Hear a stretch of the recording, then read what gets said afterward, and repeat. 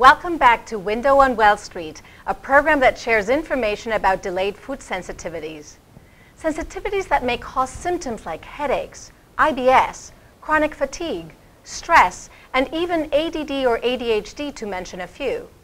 I'm Dr. Gabriela Cora, your host, and in today's program, we'll be taking viewer questions from patients who've invested in an immunobloodprint, a simple blood test that identifies foods which could be the cause of many symptoms.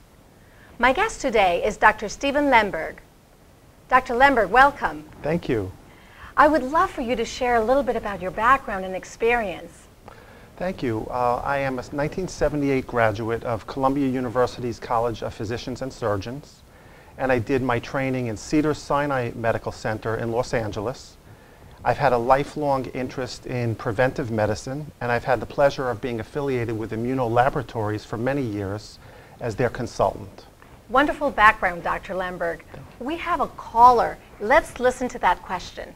This is Jim calling from Maryland, and I want to travel healthy while following my immunobloodprint. And here's my problem. I don't want to gain weight. Frankly, I've got some heart disease in my family. Yes, traveling is always very challenging. However, if you prepare ahead, things can go very, very well. Preparing ahead means taking care of every phase of the day, including the ultimate destination, planning menus at the hotel you will arrive at, and starting at breakfast, and everything in between.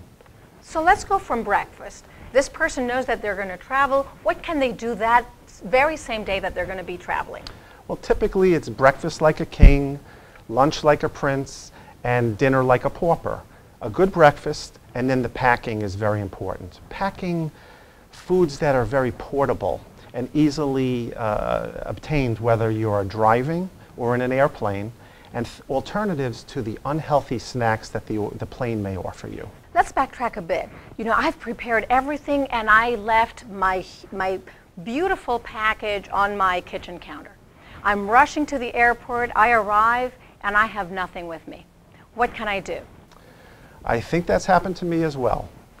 And the thing to do is look through the airport and you will find healthy alternatives. They're a little hard to find, but you will always find a salad.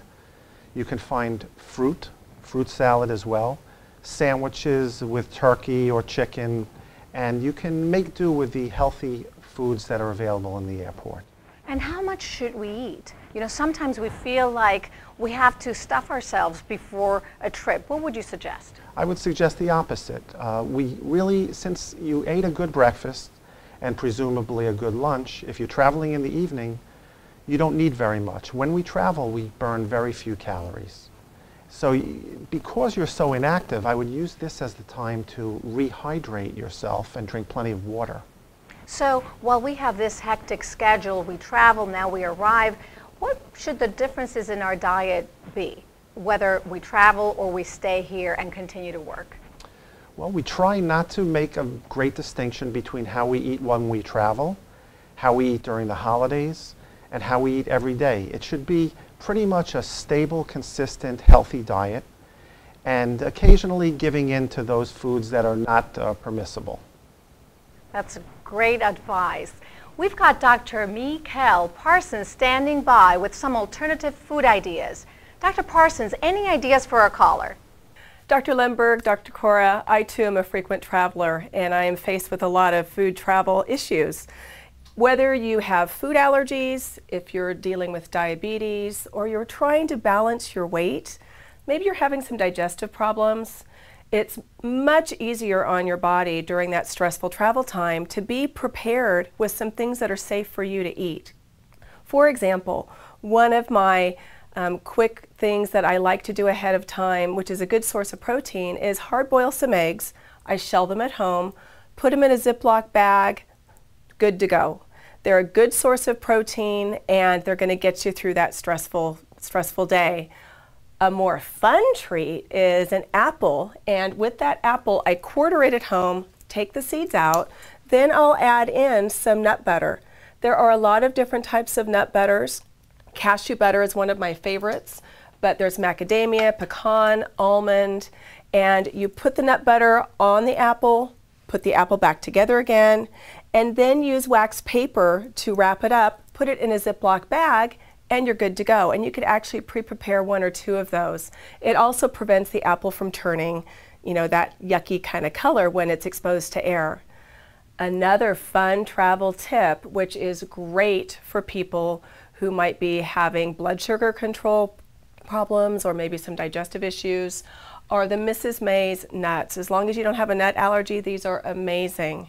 Now remember, when we're on planes and we're like captive passengers, they're going to be passing through with the cart with overpriced junk food. Doing something like Mrs. May's, it comes in a convenient Ziploc pouch. It's going to be a much better choice for you and more cost effective for you in the long run because you have more control over what you're eating.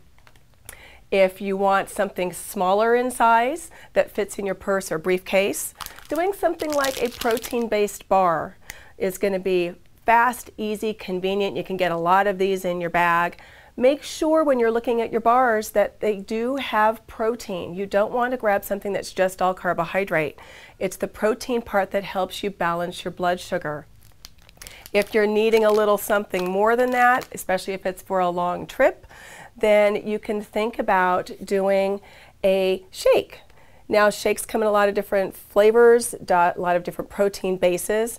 I tend to pick ones that mix very easy in water so I don't feel like I need a blender.